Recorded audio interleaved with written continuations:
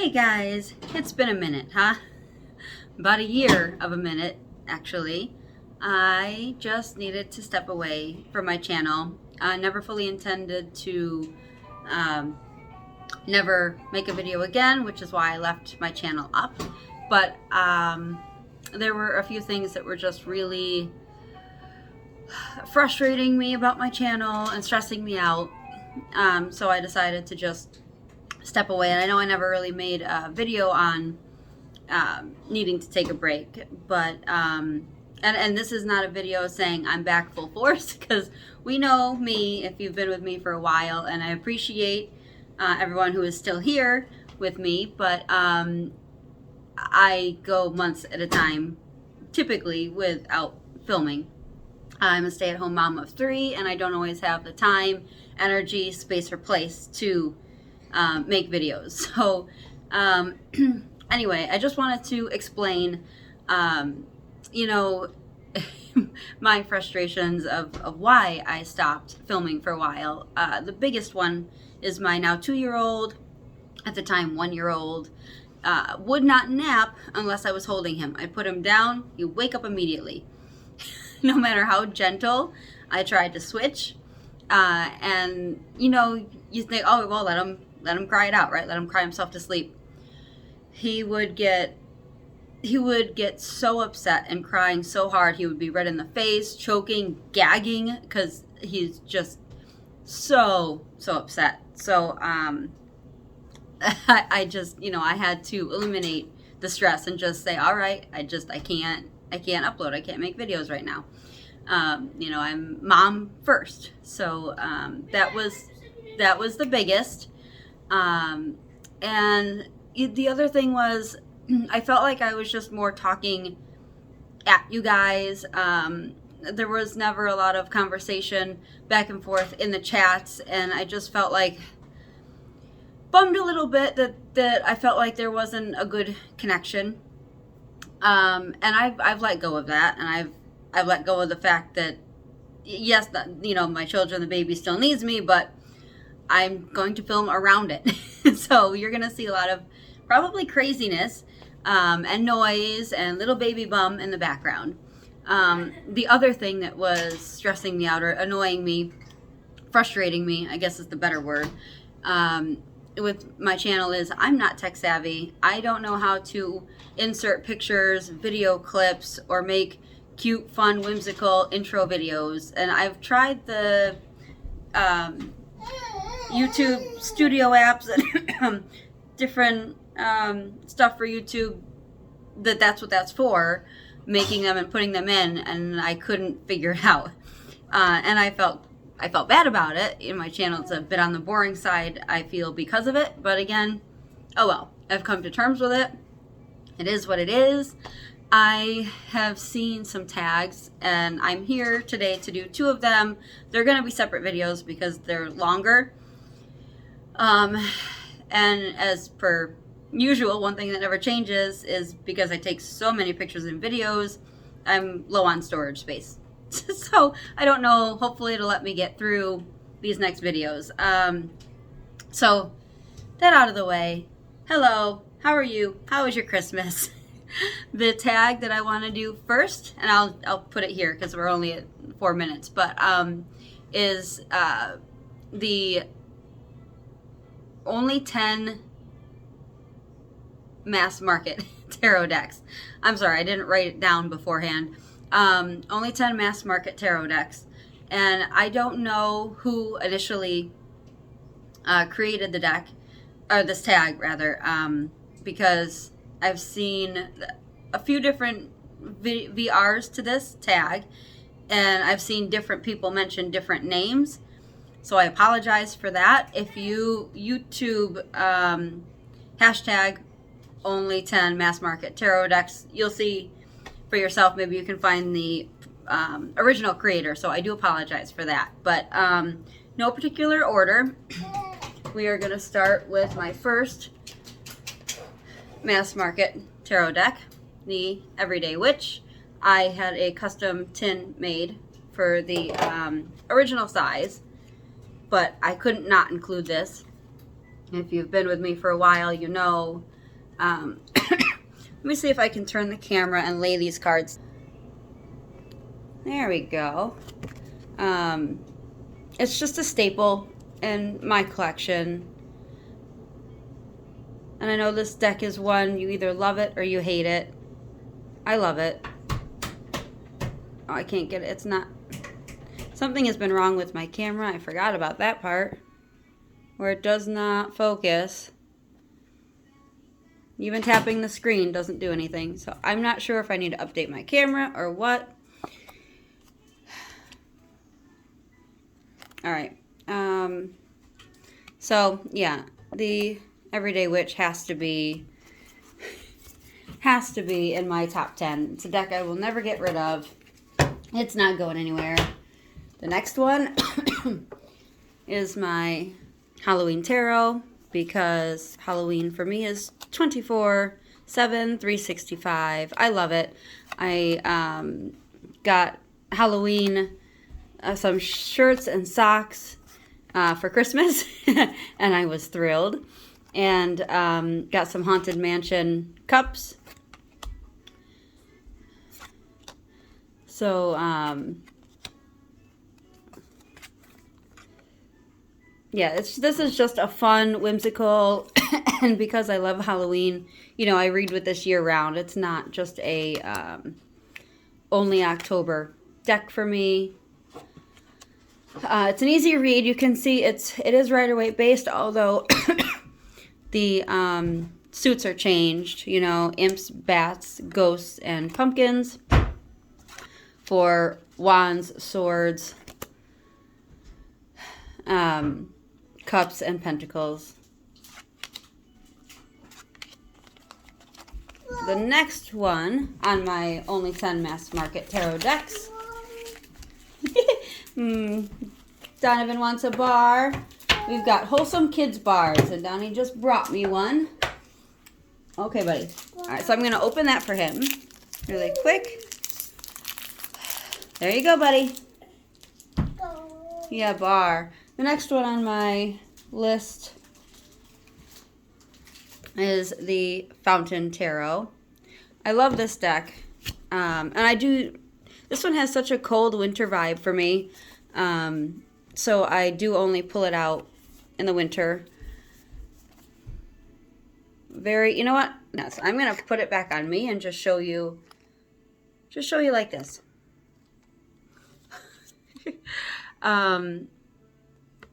It's minimalistic in a way,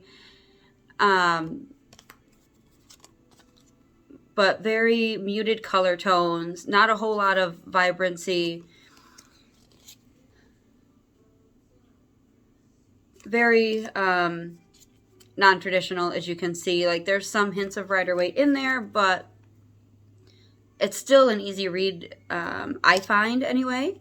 So, yeah, this is definitely one that I have loved having in my collection. It's so cool. I love the artwork. I love the take on this, you know, the imagery.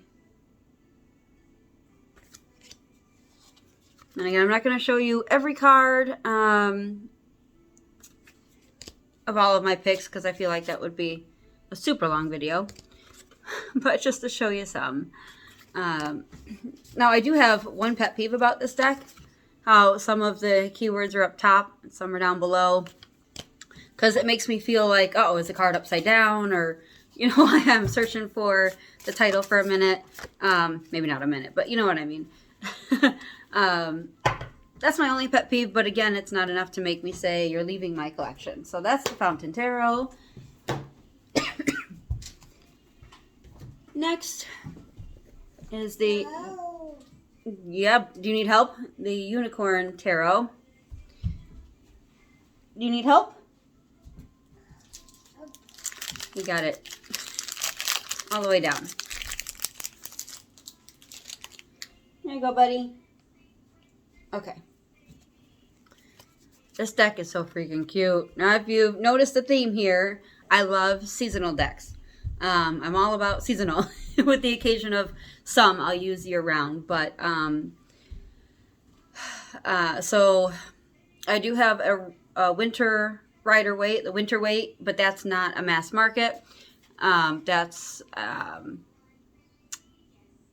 oh my gosh, collectible tarotcollectibles.com, and it's husband and wife who make the decks. They are more expensive, but they're amazing, and the card stock is incredible. But so the Fountain Tarot would be a winter. My Halloween Tarot I just showed you. Unicorn is my spring summer deck. Beautiful, light colors. They're all unicorns. It's just so fun, lighthearted. This would be an excellent learning one for a little girl. I don't know if she loves unicorns. Very easy.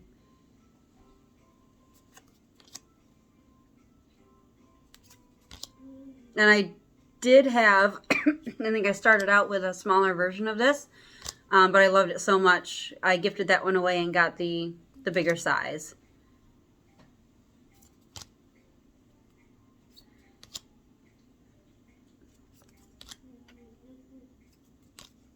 But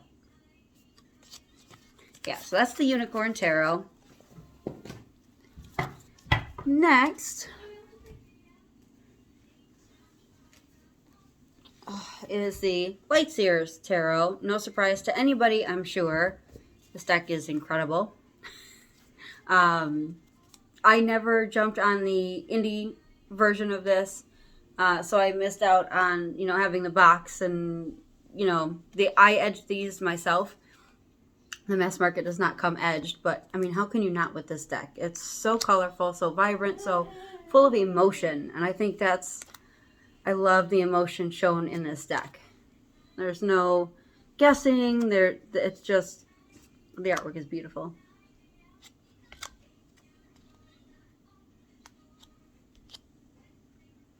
And I know there's some controversy, at least around this card. I have seen images of the original card. I don't know how I'd feel about that either. If I prefer one over the other, but, because the other version, this woman had stitches in her back, lash marks essentially, and, a lot of people did not sit well with.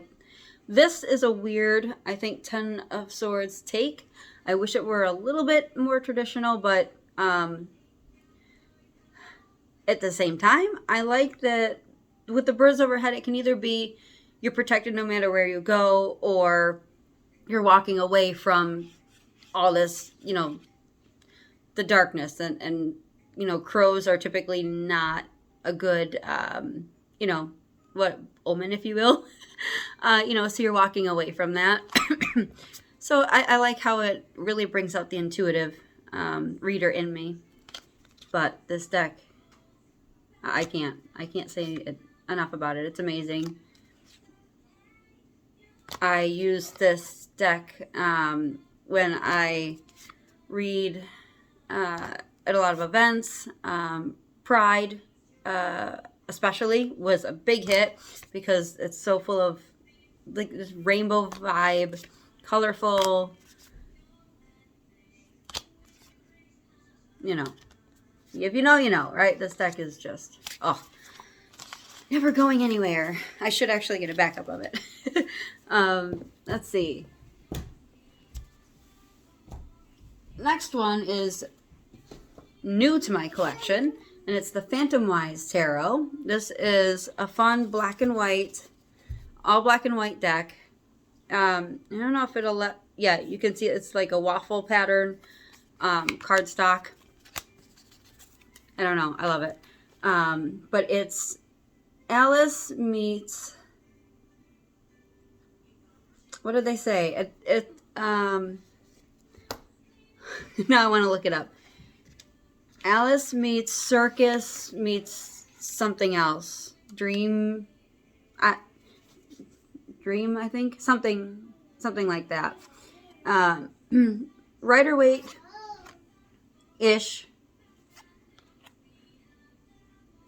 But very much on the stage. and I love it. And I think this is a really good work for shadow work.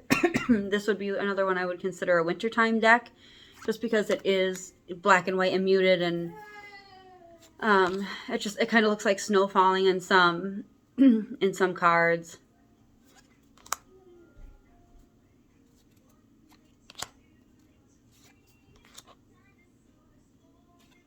But it's beautiful. It reads incredible. I gelled with this deck right away, and I don't think this is one that I wasn't looking for it. I was at Barnes & Noble and just wanted to treat myself, so this is what I was drawn to, and I'm so glad I picked it up. So this is the Phantom Wise Tarot. Oh, and I gotta show you the box. There's nothing on the inside, but it had one of those cardboard inserts where you have a cutout for the deck and then you put the book on top. I don't like those, so I rip them out and make my own. But it says for skill and entertainment only, and there's the spiral and the clock. I love altering decks and deck boxes. So, all right, Phantom Wise Tarot. I also keep a black and white sparkly cloth with it.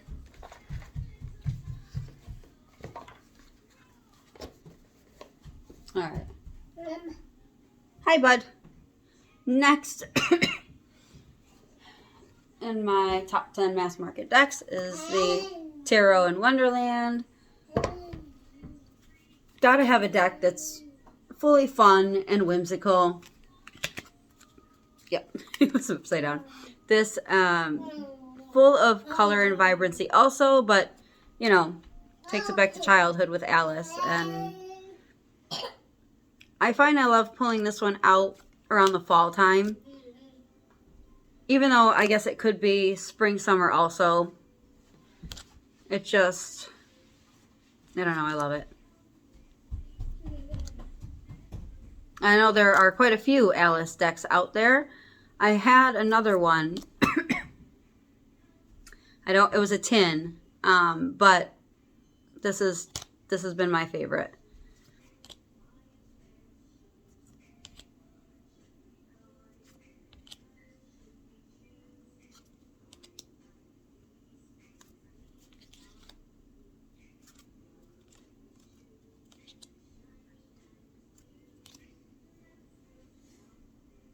Sorry.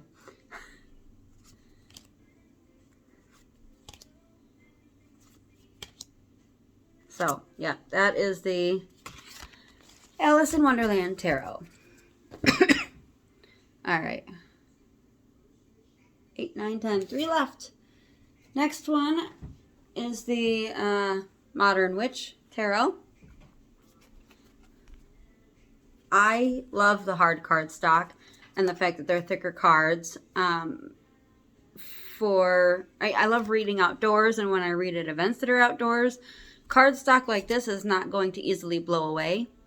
So I find it helpful for that. And I guess would be the annoying thing is they slide, easily on each other, but that's all right.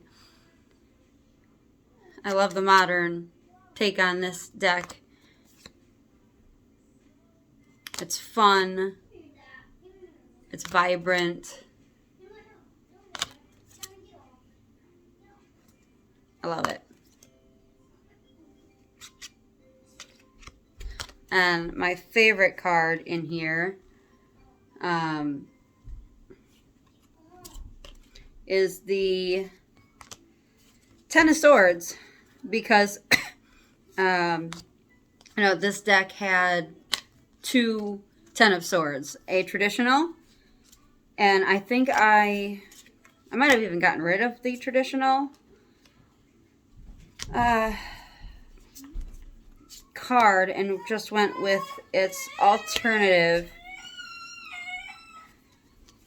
I'm just gonna see if I can find it quick. I'll show you some along the way. But I mean, I know this deck has been around a bit, so I'm sure you know. It's the girl on her side holding her phone, saying everything is fine.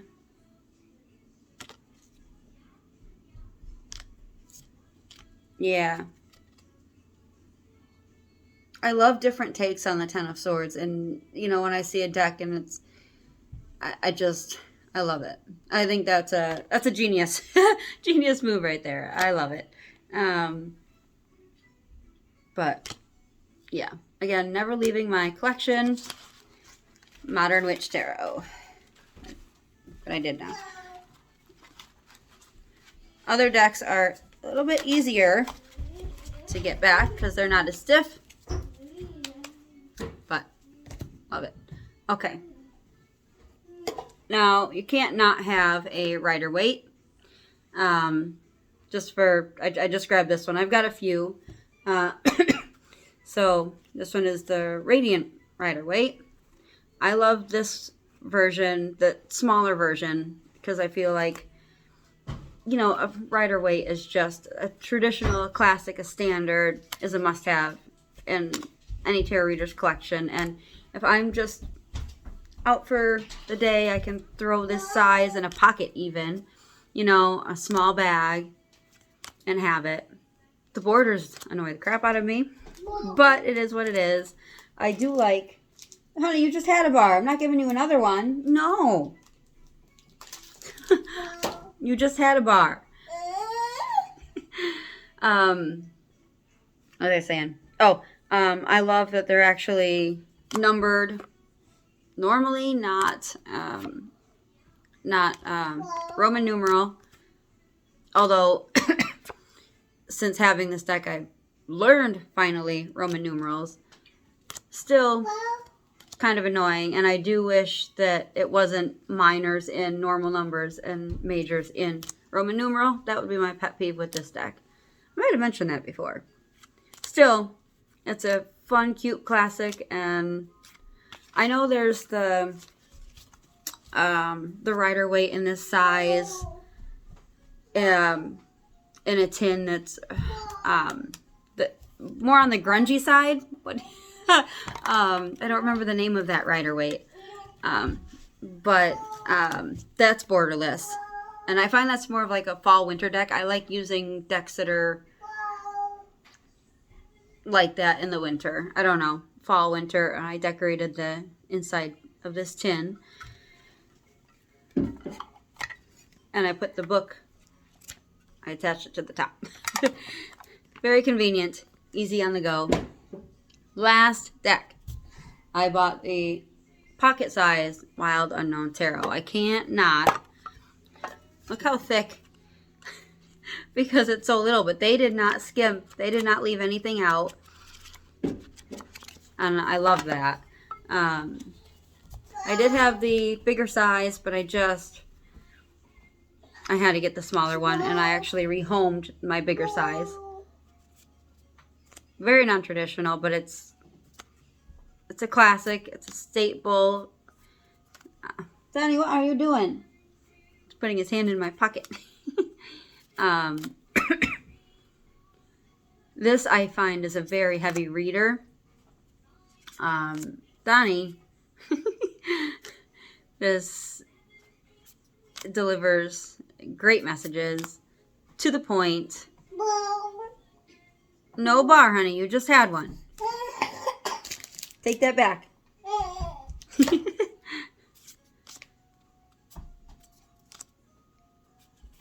So, all right. So that's the pocket version. Actually, this is the Wild Unknown Pocket Tarot. I didn't even notice they changed the name. I should pull it out and use it, you know. All right. So that is my first tag. The next one is a fun one I found. I don't even know if anybody has done VRs to this next one yet.